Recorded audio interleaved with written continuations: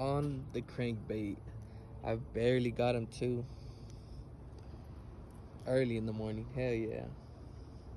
Came out on my kayak, the second bass of the day. Let's get him released.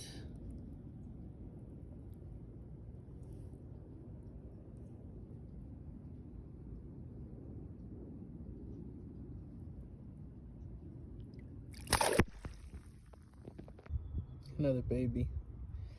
This guy's small. Let's get him released as quick as possible. There you go. Healthy release. Here goes another one. I'm not gonna lie, today's a pretty good day for catching bass.